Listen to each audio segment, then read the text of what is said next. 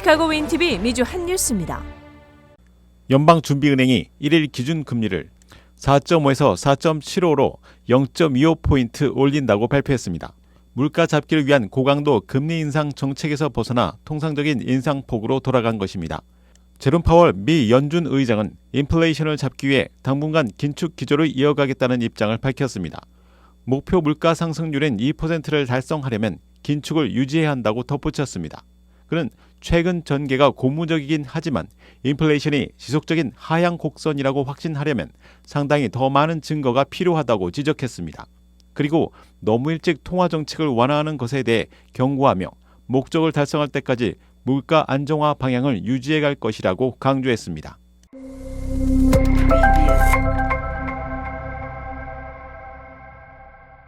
올해 선천적 복수 국적자의 대상이 되는 올해 18세가 되는 2005년생은 3월 31일까지 국적 이탈 신고를 완료해야 합니다. 그야만 병역 의무 없이 국적 이탈이 가능하며 이후에는 병역 의무를 해결해야 국적 이탈이 가능합니다. 선천적 복수 국적자는 2005년 출생 당시 부 또는 모가 한국 국적자인 경우에 해당되며 부모의 혼인 신고와 본인의 출생 신고가 되어 있어야 이탈이 가능합니다.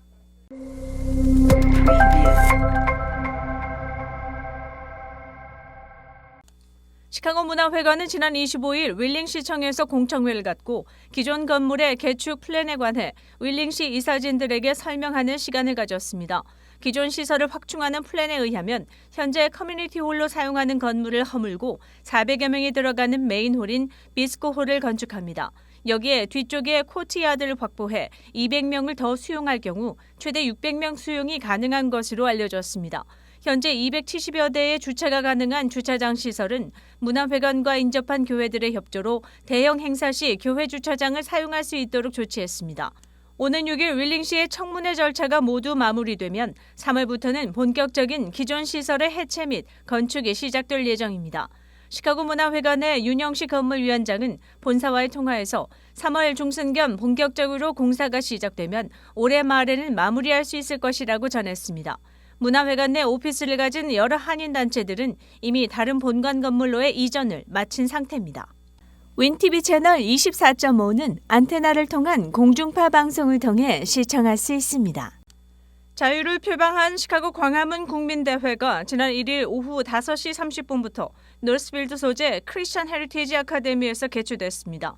미주를 순방하고 있는 광화문 국민대회 측은 동부 버지니아주 애난데일 방문 후 이날 중서부 시카고에서 집회를 열어 추운 날씨에도 불구하고 수백 명의 한인들이 참석했습니다. 태극기와 성조기를 대회에 참석한 한인들에게 일일이 나눠준 주최 측은 엄마 부대를 비롯한 시민단체 그리고 장경동 목사, 오영석 목사, 서요한 목사 등이 차례대로 나와 시카고 한인 동포들에게 한국의 자유통일에 대한 참여를 당부했습니다. 문재인 전 대통령과 김정은에 대한 비방과 더불어 한미동맹이야말로 한민족을 자유통일로 이끄는 방안이라고 주장했습니다. 마지막으로 영어 통역사와 함께 등단한 전광훈 사랑제일교회 목사는 이른바 주사파로 자처하는 한인들이 많은 시카고 한인사회에서 보수파를 자처하는 동포들이 힘을 합쳐 미주 투어를 계속하고 있는 태극기 집회에 대한 성원을 당부했습니다.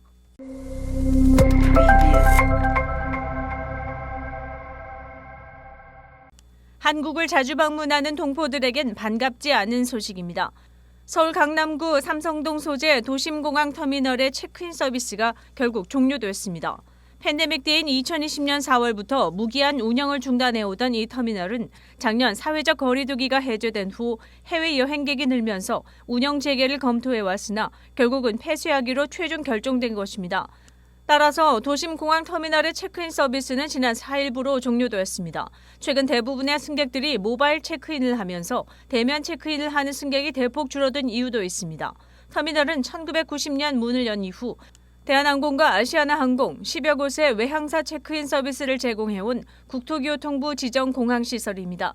운영 재개 여부를 두고 한국도심공항자산관리는 국토교통부, 인천공항, 강남구, 대한항공, 아시아나항공 등과 대책회의를 해왔으나 별다른 대책을 찾지 못했습니다. 체크인 서비스는 종료되지만 공항 리무진 서비스는 계속 운영할 계획으로 알려졌습니다. 항공사들은 서울역 도심공항터미널 등 다른 터미널 서비스에 힘을 쏟고 있습니다.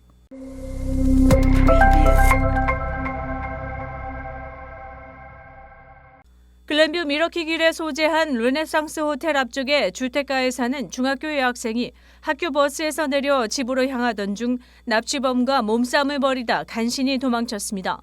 미러키길과 캐니코길이 만나는 지점의 동쪽 주택가는 미러키대로에서 한참 걸어 들어가야 하는 외진 주택단지입니다.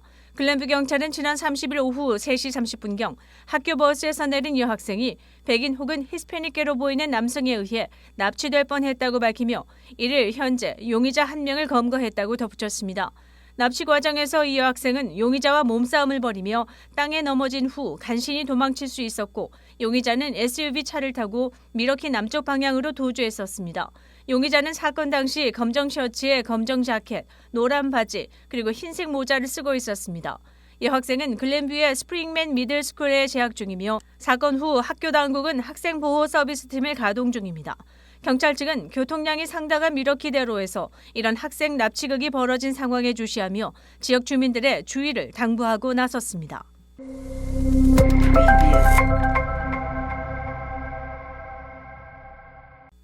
시카고 남부 서버브 공립학교에서 런치 프로그램을 담당하는 푸드 디렉터가 음식을 빼돌려 기소됐습니다.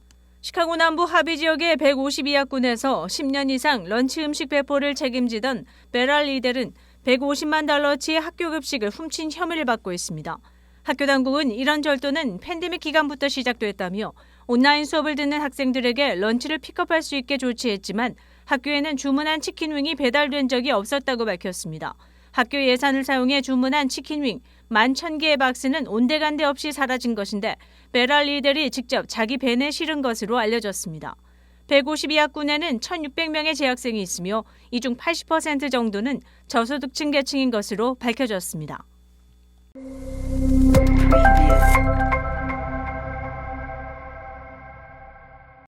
한인들도 많이 이용하는 대형 생활용품 리테일점 베드베스앤비욘드가 일리노이주 내 15개의 스토어를 닫는다고 발표했습니다.